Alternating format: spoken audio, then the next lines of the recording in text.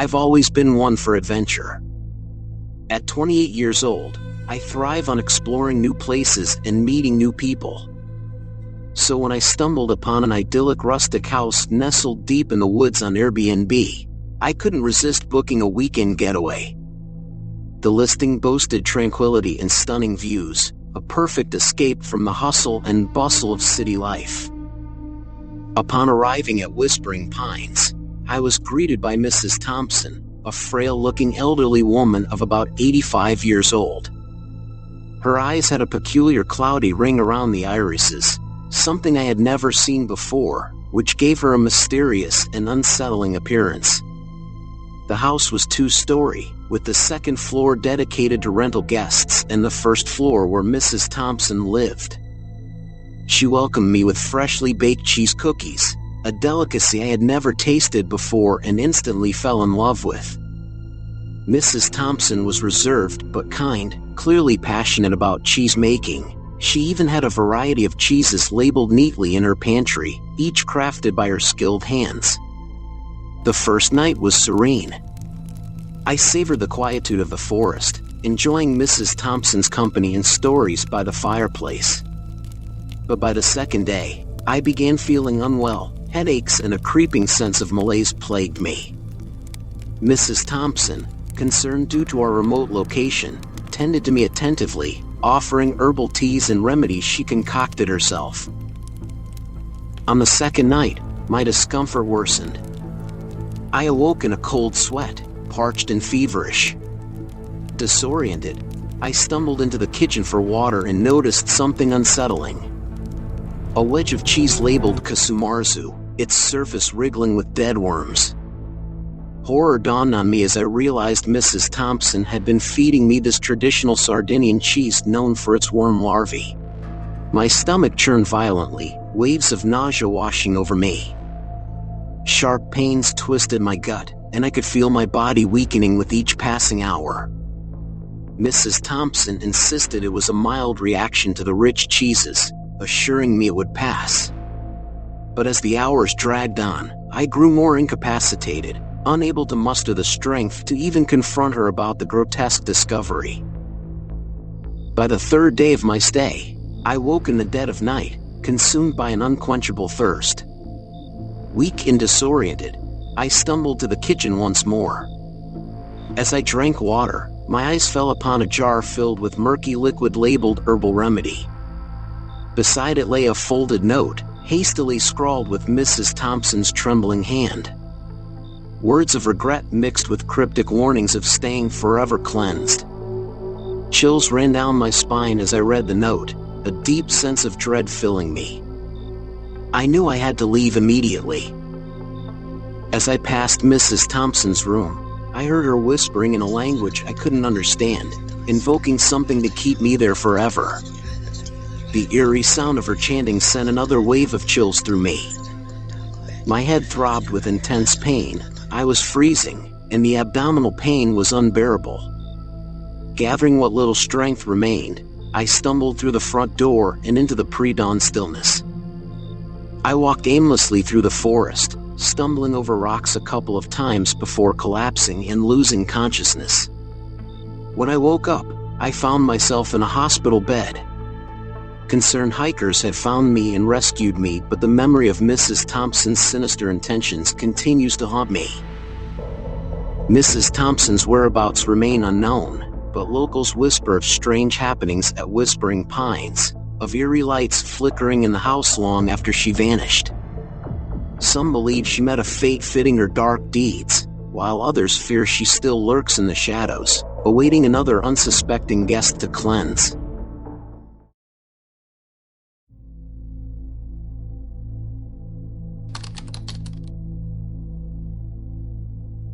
My name is Sarah, and I want to share a deeply unsettling experience that happened to my fiancé, Chad, and me during a trip to Helsinki.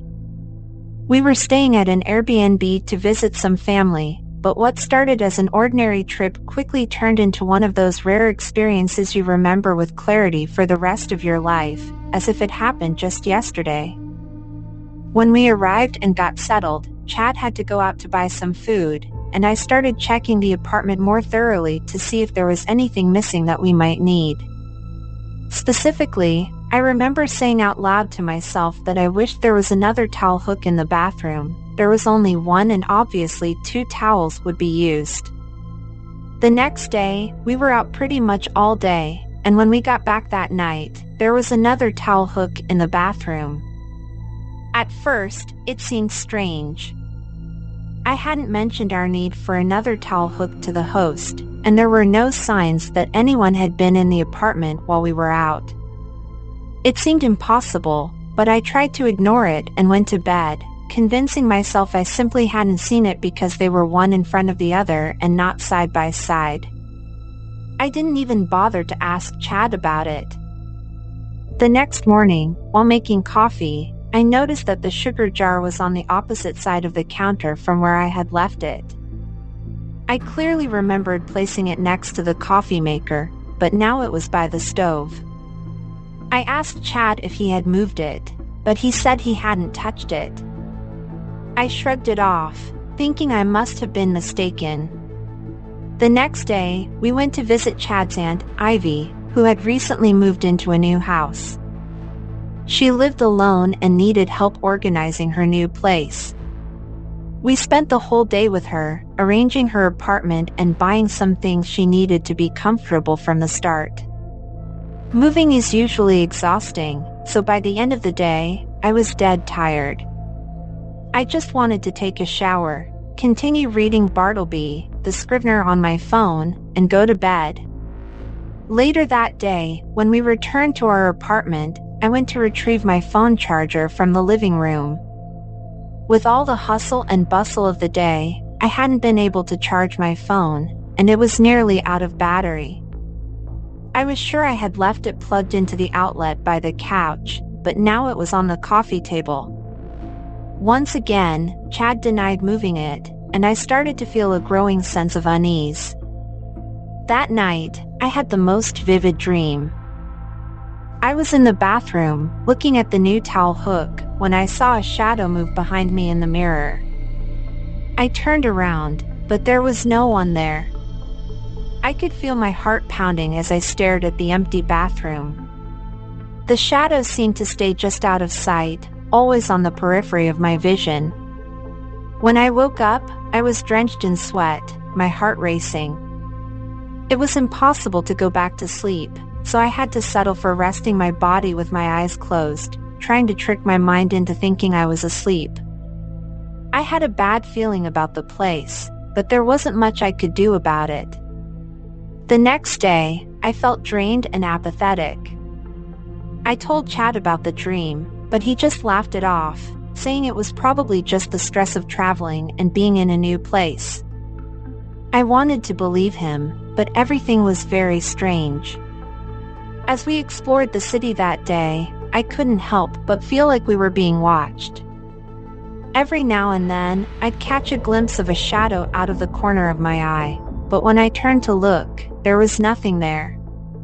Since childhood, I've never been very sociable. Crowded places overwhelm me, so I attributed it to my discomfort being around so many people on the street.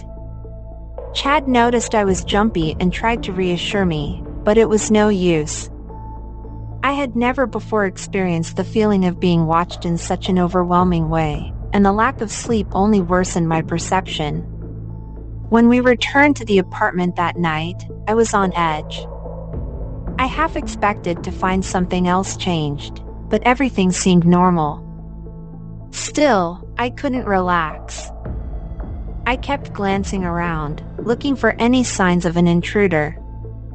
Chad suggested we go out for dinner to take my mind off things, to which I initially refused, claiming I was too tired and needed to catch up on sleep. He convinced me by suggesting we get pepperoni pizza, my favorite, and promised we'd head straight to bed afterward.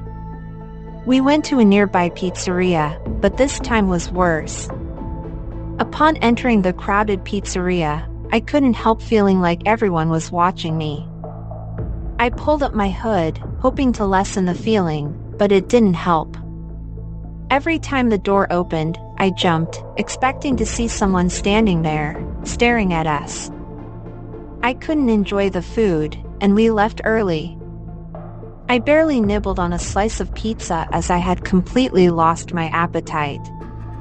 Fearing another sleepless night, I went to a pharmacy, telling Chad I needed some tampons, but what I bought was clonazepam to ensure I got enough rest and woke up refreshed. I was sure I just needed to sleep. I wasn't used to not sleeping, and the fact that I had arrived exhausted from Ivy's move without having recovered energy had affected me more than I thought. After taking a bath, I went to the kitchen and swallowed the pill in one gulp with a glass of water. Of course, I did this without Chad noticing, as he would surely tell me I was overreacting. I went straight to bed and couldn't remember when my mind shut off to recharge. Suddenly, an immense thirst woke me. I slipped on my slippers and walked to the kitchen. I tried to see the time on the clock in the hallway, but I must still be tired because it looked blurry, though it seemed to be 3 a.m.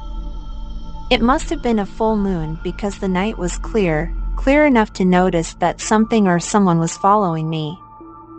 I resisted the temptation to turn around because it would surely disappear like before, so I kept a steady pace towards the kitchen to corner it. It came closer and closer with each step I took until it was right behind me. I grabbed the water pitcher and pretended to pour myself some, waiting for the right moment to corner it. I could feel its breath on my neck, cold and damp. I counted the exact moment to lunge backward with all my strength. 1, 2, and I failed. It covered my mouth and with the other arm immobilized my arms. I tried to scream, but it was impossible. It squeezed my face so hard I started to lose air. It was suffocating me. Suddenly, I woke up gasping for air, my throat raw and dry. I couldn't take it anymore. I told Chad we had to leave, that something was wrong with the apartment. He looked at me, concerned, but agreed. We packed our things quickly and left the apartment, checking into a hotel instead. That night, I slept peacefully for the first time since we arrived in Helsinki. The dream stopped, and the feeling of being watched was gone. It was a relief, but it also left me with a nagging question: what had been in that apartment with us? The next morning, as we were checking out of the hotel, I received a message from the Airbnb host. It simply said, "I'm sorry for any inconvenience. I hope you enjoyed your stay." There was a photo of the bathroom attached, taken after we left. You could see the other towel hook that I hadn't noticed at first, and the towel hanging from it was the one I had used the night before. I searched for the towel among my things and couldn't find it. It was clear that it was still damp. My blood ran cold. That hook hadn't been there when we arrived. I wasn't mistaken. The damp towel meant someone had been in the apartment, using our things, invading our space. A second message arrived, just 3 words: "I see you." We left Helsinki that day. I had no concrete evidence to accuse anyone, and if I had decided to do so, it would have been a waste of time. I never replied to the message. I just hope I never have to experience something like that again.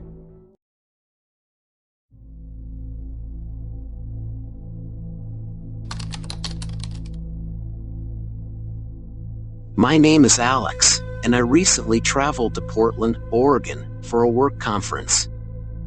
I booked an Airbnb in a historic building downtown, thinking it would be a convenient and interesting place to stay. The host, Lydia, left a message with the code to the lockbox for the keys. The building had an old charm with its brick facade and vintage elevator. The apartment was cozy but cluttered. The walls were covered in framed photos of a woman in various poses and settings, mostly artistic but some were unsettling, with dramatic lighting that made me uneasy. I arrived late in the afternoon, and after a long day of travel, I was exhausted. The apartment had a certain character to it, quirky decorations, lots of books and trinkets scattered around. It felt lived in, but a bit too personal for my taste. I noticed a series of photographs on the wall, all featuring the same woman, who I assumed was Lydia. They ranged from glamorous, professional shots to more candid, intimate moments. It felt like I was intruding into someone's very personal space. After unpacking, I realized I forgot to bring towels. I messaged Lydia, who quickly replied and told me to check the drawer under the bed. I found the drawer and opened it, only to see an array of sex toys and bondage gear. Shocked and embarrassed, I quickly shut it and found the towels in the next drawer. Trying to shake off the awkward discovery, I decided to get out for a while and grab some dinner. Portland had plenty of great restaurants, and I hoped a good meal would help me relax.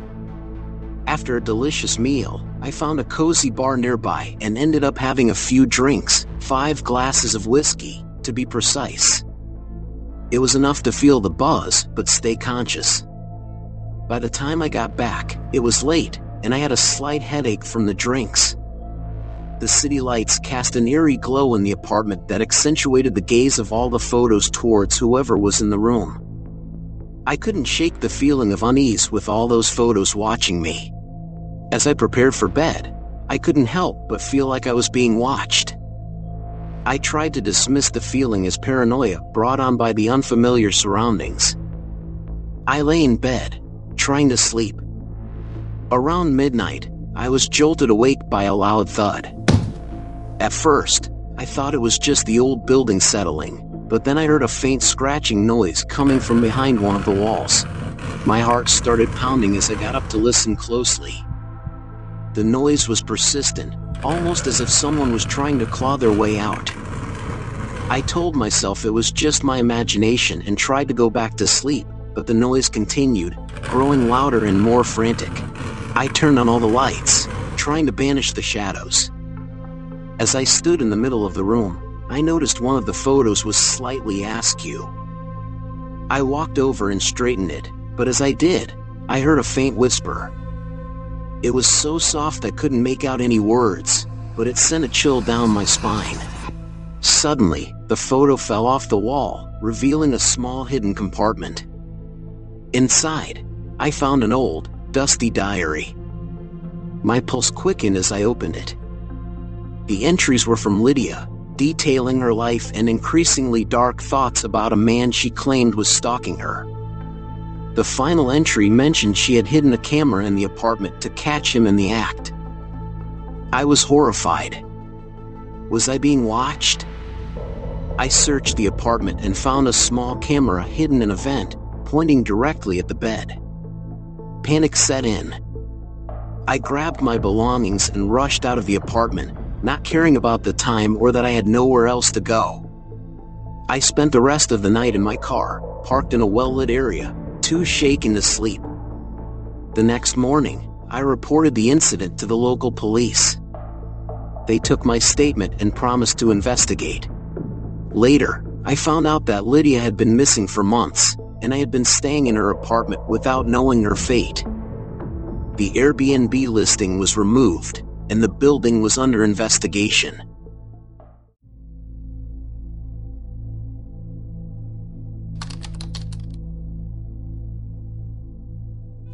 My name is David, and I've been a recruiter at Google for nearly a decade. I've seen my fair share of unusual interviews, but nothing could have prepared me for what happened that day. It started out like any other interview. I was seated at the head of the table in a small, windowless room, the hum of the bustling Google offices just beyond the door. The candidate, a tall, lanky man named Mark, arrived promptly and greeted us with a firm handshake. Claire, my colleague and the lead project manager, and I exchanged pleasantries with him before we all settled into our seats. I began with the usual questions about his recent work experience. His answers were articulate, if somewhat rehearsed, but he seemed competent enough. Claire followed up with more specific questions about technical skills and past projects. Mark responded confidently, and the interview seemed to be progressing smoothly. Then, without warning, Mark's demeanor changed. He shifted uncomfortably in his seat, his eyes darting around the room. He abruptly stood up, cutting Claire off mid-question.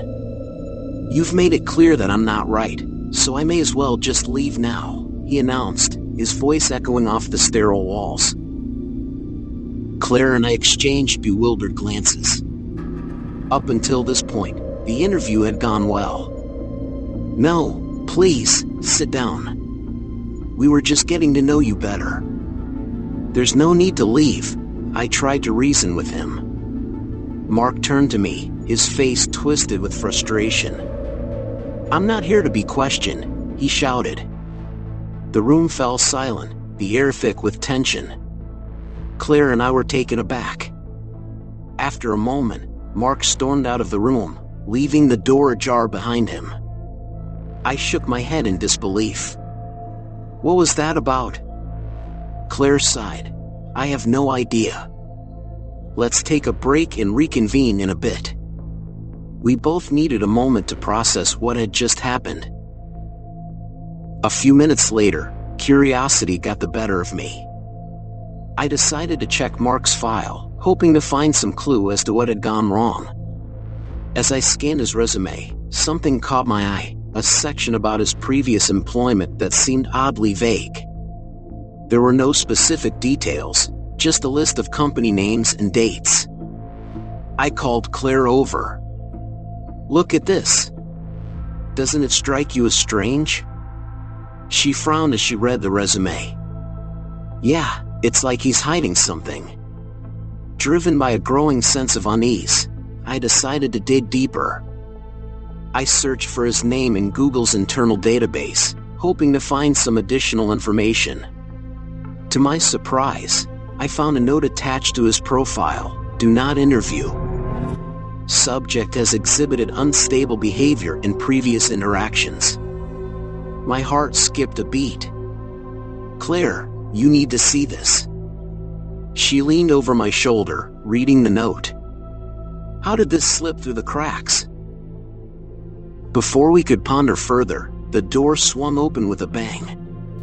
Mark stood there, his face flushed with anger. "You think you can just dismiss me?" he spat out. Claire and I stood frozen, the air thick with an almost tangible sense of dread. He stepped into the room, closing the door behind him with a loud thud. The interview room, once just a sterile space, now felt like a trap. "I'm not here for a job," he continued, his eyes wild. "I'm here to deliver a message." "What do you want?" I managed to ask, my voice barely above a whisper. He tilted his head, studying us with unsettling intensity. "I want you to understand that some people can't be questioned. Some people have secrets that are best left alone." Claire took a step back, bumping into the table. "This is insane. We're calling security." He laughed, a low, chilling sound. "Go ahead. They won't make it in time." As he moved closer, I could see the desperation in his eyes. He pulled out a USB drive from his pocket and threw it on the table. "Take it. Look at it. Then you'll understand." Without another word, he turned and walked out, leaving the door wide open behind him. Claire and I stood there, shaken and confused. After a moment, I picked up the USB drive, my hand trembling. "Should we look at it?" Claire asked, her voice barely a whisper. I nodded, plugging the drive into my laptop. As the files opened, we were met with a series of disturbing documents and videos, detailing unethical practices and cover-ups at various companies. It was clear that Mark had uncovered something significant, something dangerous. We reported the incident and handed over the USB drive to our superiors. An investigation was launched, but Mark was never heard from again. His resume, the note in the database, all of it had disappeared. It was as if he had never existed. To this day, Claire and I never speak of what happened in that interview room. But every now and then, when I'm alone in the office late at night, I can't shake the feeling that Mark is still out there, watching, waiting for his next opportunity to deliver his message.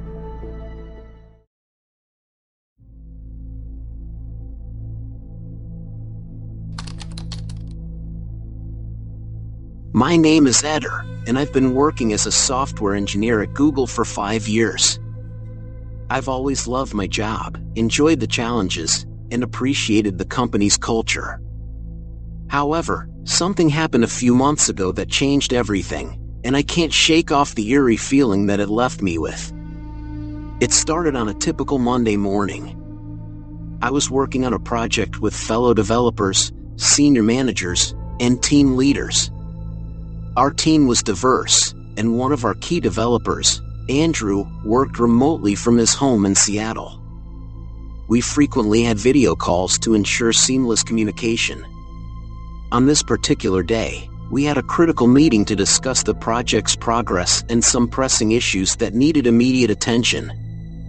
As usual, we gathered in a spacious meeting room, everyone settled in, and we logged into the video call. Andrew joined the call promptly, but the moment his face appeared on the screen, something bizarre happened. One of our senior managers, Richard, abruptly stood up and walked out of the room without uttering a single word. It was strange because Richard was known for his professionalism and dedication.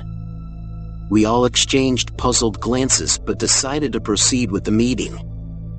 Throughout the call, we could see Richard pacing around outside the meeting room, occasionally stopping near the door as if trying to listen in. It was incredibly awkward and unsettling, but we pushed through the agenda and wrapped up the meeting. When the call ended, Richard re-entered the room, his demeanor calm and composed, as if nothing unusual had happened. The tension was palpable, but no one dared to address the elephant in the room. We continued our work, but a sense of unease lingered. Over the next few weeks, Richard's behavior grew increasingly erratic. He started avoiding meetings whenever Andrew was involved and even refused to review his code submissions. This was highly unusual, given Richard's role in overseeing our project's progress. One evening, as I was leaving the office late, I noticed Richard sitting alone in his car in the parking lot, staring intently at his phone. There was something unsettling about his expression, a mix of anger and fear. Curiosity got the better of me, and I decided to investigate. I reached out to Andrew discreetly and asked if he had noticed anything strange. To my surprise, Andrew admitted that he had been receiving anonymous, threatening messages for the past month. The messages were cryptic but clearly meant to intimidate him. He hadn't reported it because he thought it was a prank or some disgruntled ex-colleague trying to mess with him. I couldn't shake the feeling that Richard was somehow connected to these threats. I shared my suspicions with a trusted colleague, Emma, who suggested we should look into Richard's background. We discovered that Richard had a troubled past. He had been involved in a scandal at his previous job, which resulted in several layoffs and legal battles. It seemed like he had managed to keep this dark chapter of his life hidden when he joined Google. The more we dug, the more disturbing the revelations became. Richard had a history of mental health issues and had been hospitalized several times for severe paranoia. The most chilling discovery was an old police report indicating that Richard had once been a suspect in a stalking case. The victim, however, withdrew the complaint, and no charges were filed. Emma and I decided to confront Richard directly. We needed to know the truth and ensure the safety of our team, especially Andrew. One evening, we followed Richard to his car after work. As he sat there, staring at his phone, we approached cautiously. When he saw us, his face contorted with rage. "What are you doing here?" he hissed, his eyes darting around nervously. "We know about the threats to Andrew," I said, trying to keep my voice steady. "We know about your past, Richard. We need to understand what's going on." For a moment, Richard seemed to deflate, the anger draining from his face, replaced by a look of profound sadness. He took a deep breath and began to speak, his voice trembling. "I didn't want to hurt anyone," he said. "I just wanted to protect my family. You don't understand. They're always watching, always waiting. Andrew, he's part of it. He knows. They all know." His words made no sense, but the fear in his eyes was genuine. Before we could ask more questions, Richard suddenly lunged at me, grabbing my collar. Emma screamed, and I struggled to break free. Fortunately, a security guard heard the commotion and intervened, pulling Richard away. Richard was escorted off the premises and later placed on indefinite leave. We reported everything to Human Resources, and an internal investigation was launched. The threatening messages to Andrew stopped, but the incident left a lasting scar on our team. Andrew eventually decided to leave Google, unable to shake off the trauma of the past few months. As for Richard, he disappeared from our lives as abruptly as he had entered, leaving behind a trail of unanswered questions and a lingering sense of dread. I still work at Google, but things have never been the same. The once vibrant office now feels cold and oppressive. Every time I walk past the meeting room, I can't help but remember that fateful day and the horror that followed. It's a constant reminder that sometimes, the real monsters are not the ones we imagine but the ones lurking in plain sight, hiding behind a facade of normalcy.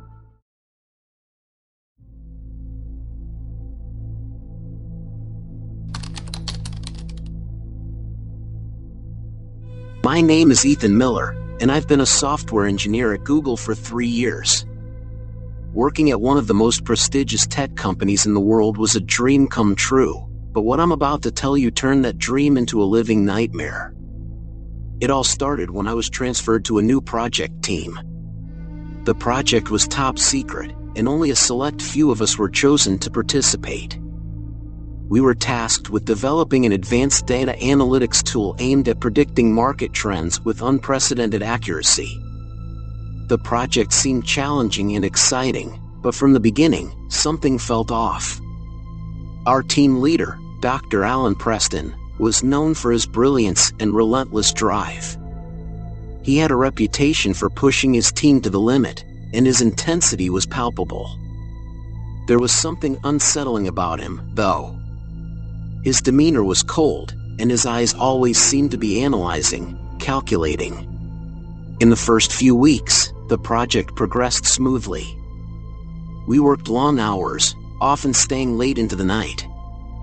As we got deeper into the development, I started noticing strange things. Files would disappear from our shared drive, only to reappear in different folders. Code would be altered without anyone taking responsibility. It was frustrating, but we chalked it up to technical glitches or simple mistakes. Then, the data anomalies began. The tool started producing erratic and highly specific predictions, not just about market trends, but about personal events in our lives. One day, it predicted that Sarah, a colleague of mine, would have a minor car accident on her way to work. We laughed it off as absurd. But when she came in late, visibly shaken, and told us about her fender bender, our laughter died. It was too precise to be a coincidence. I brought my concerns to Dr. Preston, but he dismissed them. "It's just a tool picking up on patterns we're not aware of," he said with a smile that didn't reach his eyes. "Focus on your work, Ethan." His response did little to ease my growing unease. As the weeks went by, the tool's predictions became even more intrusive and accurate. It knew details about our personal lives that we hadn't shared with anyone. It predicted breakups, illnesses, and even trivial daily events with uncanny precision. The atmosphere in the office grew tense. We were no longer just a team, we were subjects in an experiment we didn't fully understand. One night, while working late, I decided to investigate. I accessed the project's deeper logs and discovered something chilling. Dr. Preston had been feeding personal data about each team member into the system data that he shouldn't have had access to. He had been spying on us, using our private information to train the tool. My heart raced as I realized the extent of his manipulation. This wasn't just about creating a powerful analytics tool, it was about control and surveillance. I felt violated and betrayed. I knew I had to confront him, but I needed proof. The next day, I discreetly copied the logs and evidence to a secure drive. I waited until the office was empty and approached Dr. Preston's office. As I entered, he looked up from his desk, his expression unreadable. "Ethan, what brings you here so late?" I showed him the evidence I had gathered, expecting denial or outrage. Instead, he simply leaned back in his chair and sighed. "You don't understand, Ethan. This project is bigger than you realize. The data, the predictions, it's all necessary for the future of our work." "Necessary?" I echoed, disbelief and anger rising within me. "You've been violating our privacy, using us as guinea pigs." Dr. Preston's face hardened. "You're too naive to see the bigger picture. Sometimes, sacrifices must be made for progress." I left his office, my mind in turmoil. I felt a mix of fear and determination. I couldn't let this continue, but I knew going to human resources or the authorities might be futile without substantial backing. So, I reached out to a trusted mentor outside the company, someone with influence and understanding of the tech industry. With their guidance, I prepared a detailed report and presented it to Google's ethics committee. The ensuing investigation was intense. Dr. Preston was placed on leave, and the project was halted. The company launched a thorough review of its data privacy practices, and several policies were changed as a result. Months have passed since then, but the experience haunts me. The feeling of being watched, the betrayal by someone I once respected, and the ethical boundaries we crossed it all left a deep scar. Working at Google was supposed to be my dream job, but it turned into a harrowing ordeal that I'm still trying to process.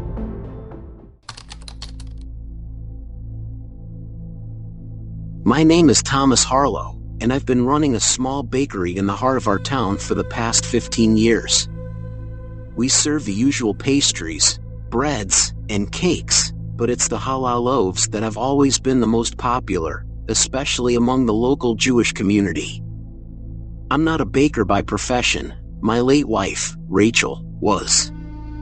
She was the one with the passion and skill for it, but after she passed, I took over the bakery to keep her dream alive.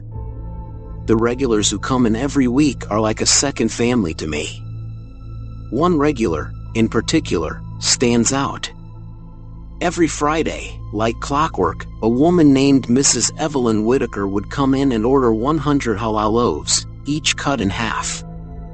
It was an odd request, but I never questioned it.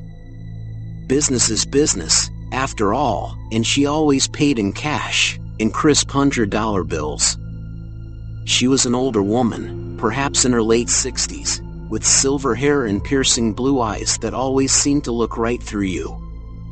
She was polite but reserved, and she never lingered to chat like the other customers. After collecting her order, she'd leave as quickly as she arrived.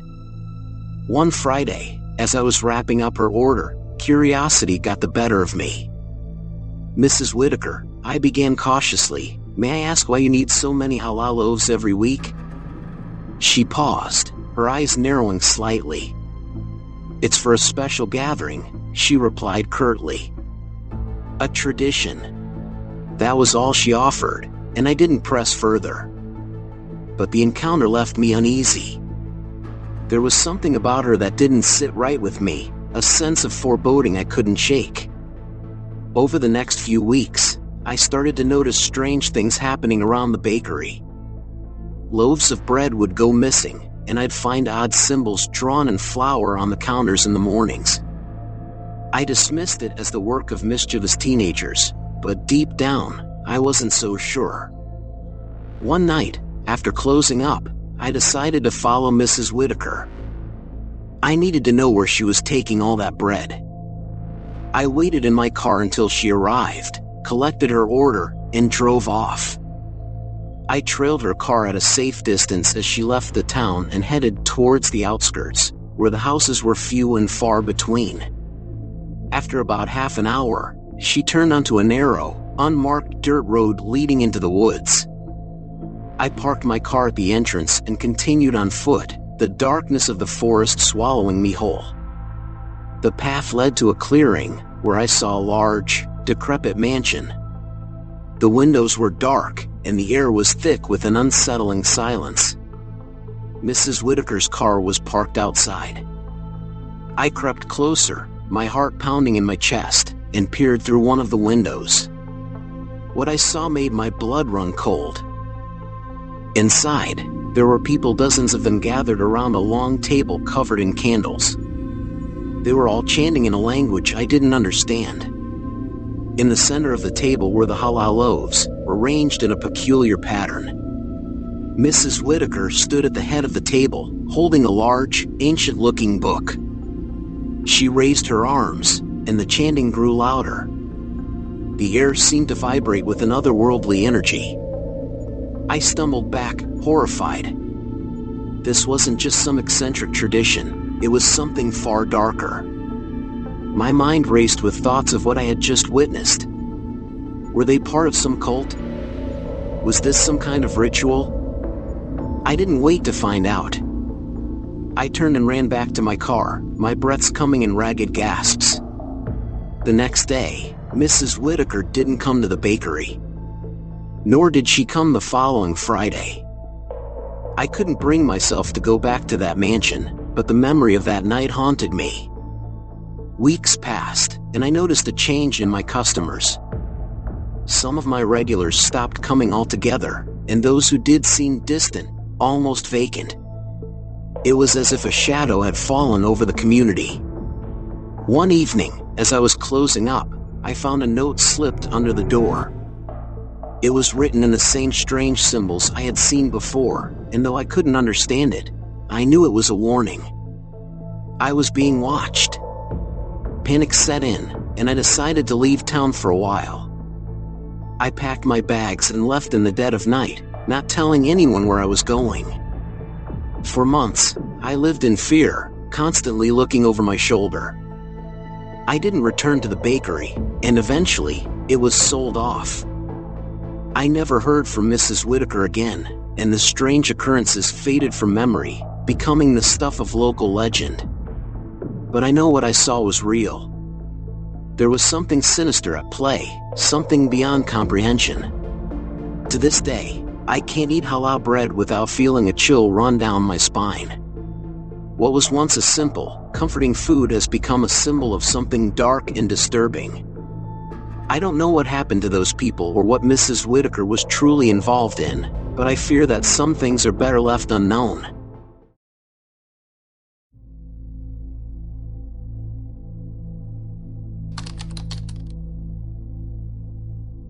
My name is John, and I've managed a small, quaint bakery in a sleepy town for the past 10 years. It's the kind of place where everyone knows everyone, and the smell of freshly baked bread in the morning is a staple of the community. The bakery itself is an old building with creaky floors and a history that dates back almost a century. It was always a comforting place, until one fateful day turned it into a scene of horror that I'll never forget. It started like any other day. I arrived at 5 a.m., ready to prepare for the morning rush. The sun hadn't yet risen, and the town was still shrouded in darkness. I was supposed to meet the AM manager, Karen, and our baker, Thomas. As Karen and I entered the store, we immediately sensed something was off. There was no familiar sound of Thomas humming while he worked, and the usual warmth from the ovens was absent. Karen and I exchanged worried glances and headed to the back. There was no sign of Thomas. A quick call to his phone went straight to voicemail. No message, no warning. Thomas had simply vanished. Panic began to set in, but we couldn't afford to shut down the bakery. Karen called in 2 backup bakers, but they wouldn't arrive for another hour. We decided to start prepping what we could. As we worked in the silence of the early morning, the eerie stillness of the bakery began to gnaw at me. I couldn't shake the feeling that we weren't alone. Every creak and groan of the old building made my heart race. An hour later, the backup bakers, Mike and Sarah, finally arrived. I felt a slight relief, but it was short-lived. As they started their work, I decided to check the storage room for supplies. The moment I opened the door, a wave of dread washed over me. The room was cold, unnaturally cold. The light flickered, casting long, sinister shadows across the walls. I found the supplies quickly and was about to leave when something caught my eye. In the far corner, hidden behind some flour sacks, was an old, dusty journal. Curiosity got the better of me, and I picked it up. The leather cover was cracked and worn, and the pages yellowed with age. I opened it and began to read. The journal belonged to the original owner of the bakery, a man named Harold Grimes. Harold wrote about his love for baking, but as I read further, the entries took a dark turn. He spoke of hearing whispers in the bakery at night, seeing shadows move on their own, and feeling an unrelenting coldness that chilled him to the bone. One entry stood out, December 13th, 1923. The voices are getting louder. They tell me to bake, to feed them. I don't know how much longer I can resist. I fear what will happen if I do as they ask. My hands trembled as I read those words. I suddenly remembered today's date, December 13th. A cold sweat broke out on my forehead, and I quickly closed the journal and shoved it back behind the flour sacks. I needed to tell Karen. I rushed back to the front, but before I could speak, a blood-curdling scream echoed through the bakery. It was Sarah. Karen, Mike, and I ran to the kitchen to find Sarah standing there, pale and shaking, pointing at the oven. Inside, through the oven's glass door, we saw what had terrified her. The dough Mike had just placed inside had formed a grotesque face, its eyes staring blankly, mouth open in a silent scream. The temperature gauge on the oven was spinning wildly, despite the fact that we hadn't even turned it on yet. Karen tried to reassure everyone, but her voice quivered with fear. "It's just a coincidence," she said, but none of us believed her. We were all too terrified. Suddenly, the lights flickered and went out, plunging us into darkness. The bakery was filled with an unnatural silence, broken only by the sound of our heavy breathing. I fumbled for my phone to use its flashlight, and when I turned it on, I nearly dropped it in shock. Standing in the doorway was a shadowy figure, tall and menacing, its eyes glowing a faint red.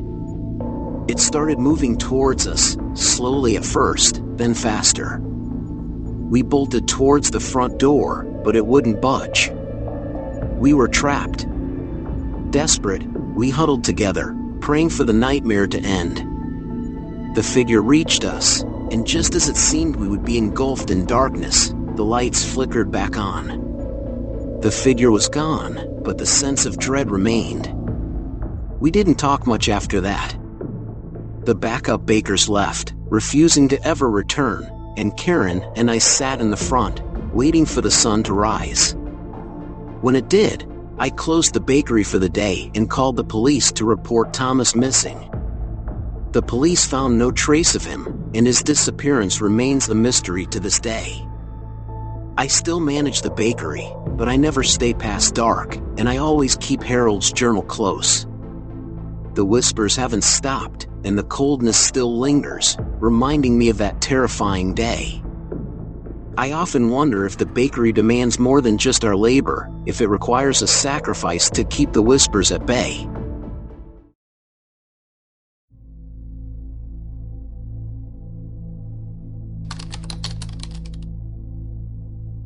My name is Lucas, and I once worked the night shift at a quaint bakery in a small town in southern Brazil.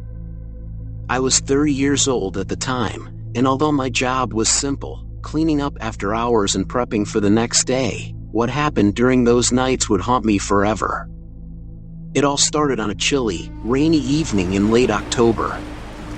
The bakery was nestled in a quiet, unassuming part of town, a place where everything seemed normal until it wasn't. For the first few months, my shifts were uneventful, marked only by the rhythmic hum of the refrigerator and the occasional flicker of the old neon sign outside. But things took a dark turn one stormy night. I had just finished mopping the floors when I heard a strange noise coming from the storage room in the back. The sound was subtle but persistent, like something or someone scratching against the walls.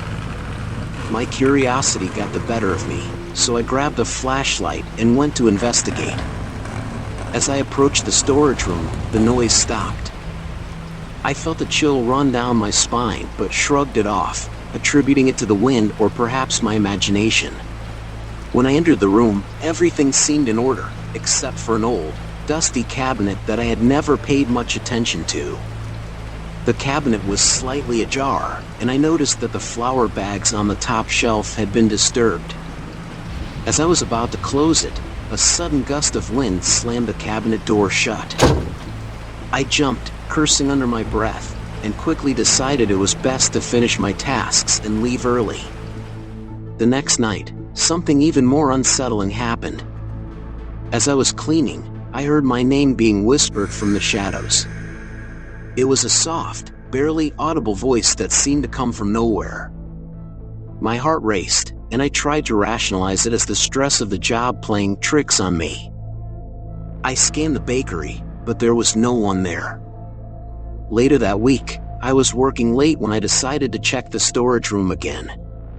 The cabinet that had previously been slightly open was now wide open, and a peculiar smell of decay filled the room. I approached the cabinet and noticed something strange, an old, yellowed newspaper tucked away behind the shelves. The date on the newspaper was from 1984, and the headline caught my eye: "Local baker found dead in his shop, mystery surrounds tragic death." The article detailed the death of a baker named Marcos Pereira, who had owned the very bakery where I now worked. According to the report, Marcos had been found hanging from the ceiling of his shop in a gruesome suicide. His death was marked by an unusual detail: the bakery had been left in disarray, with flour scattered everywhere, as if he had tried to leave a final message. Shaken, I read further and discovered that witnesses had reported strange occurrences in the bakery leading up to Marcos's death. People claimed they heard whispers and saw shadows moving on their own. It seemed that Marcos's death was not just a tragic event but possibly the culmination of something more sinister. That night, the atmosphere in the bakery grew increasingly oppressive. I could feel a constant presence, a sense of being watched.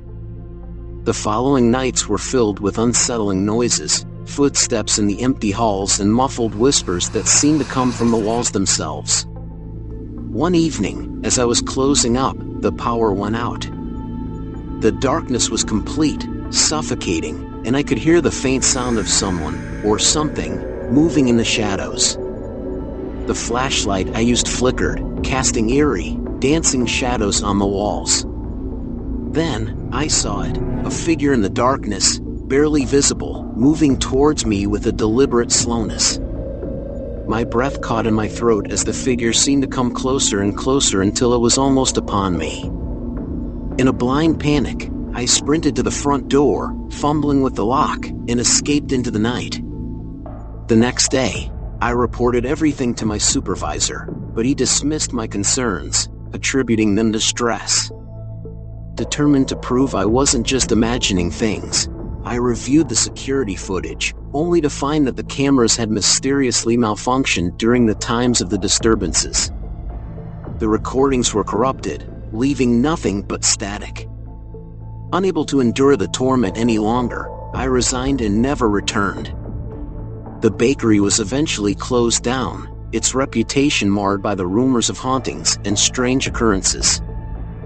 I learned later that the building was sold and renovated, but no one ever seemed to stay there for long. The haunting stories persisted, and the ghost of Marcos Pereira seemed to remain a dark shadow over the place. To this day, I can't shake the feeling that something in that bakery was far beyond the normal, a chilling reminder that some places hold more than just memories. They hold the echoes of something much darker, waiting for the next person to uncover its secrets. My name is Eric Johnson, and I spent 3 unsettling years as the caretaker of St. Michael's Church in the small town of Elmswood. The church, with its 2 sanctuaries, stood as a relic of the past, one built 90 years ago and the other 50 years later. During my tenure, I encountered experiences that left me questioning everything I thought I knew about the supernatural. It all began on a rainy Wednesday afternoon. My job often required me to work alone, preparing the church for services or handling maintenance. On this particular day, the rain pattered against the stained glass windows, creating a dim, almost melancholic atmosphere inside. I was in the older sanctuary, organizing some supplies in the back room, when I noticed an eerie chill in the air. I brushed it off as a draft, but the feeling lingered. I was kneeling by an old storage closet, pulling out some old hymnals, when I suddenly felt a presence behind me. As I stood up and turned around, I saw it, a figure standing in the doorway. It was as if it had stepped right out of a nightmare. The figure was tall, wearing a long, dark robe, and had no discernible features, no eyes, mouth, nose, or ears. It had a bald head and an aura that seemed to suck the light from the room. Before I could even process what I was seeing, the figure vanished into thin air. My heart raced as I fled from the church, not stopping until I was safely at home. The next unsettling experience occurred when my cousin Mike came to visit. We were planning a night of gaming, but we realized one of the controllers was missing and left in the church. Despite the thick darkness outside, we decided to go get it. As we approached the church, the old wooden door creaked open, and we stepped inside. The darkness was almost tangible, pressing down on us. We had barely made it a few feet into the new sanctuary when we heard it, a blood-curdling scream that echoed through the room, cutting through the silence like a knife. It was the kind of scream that chills your bones and makes you question your sanity. We bolted out of the church, racing back to the safety of my house. Mike was visibly shaken and declared he would never step foot in the church again. A few weeks later, I had to deal with a more unsettling event involving the church's preschool. The preschool had a storage area upstairs, filled with old toys, extra chairs, and outdated desks. The teacher would sometimes take children up there to select toys for their classes.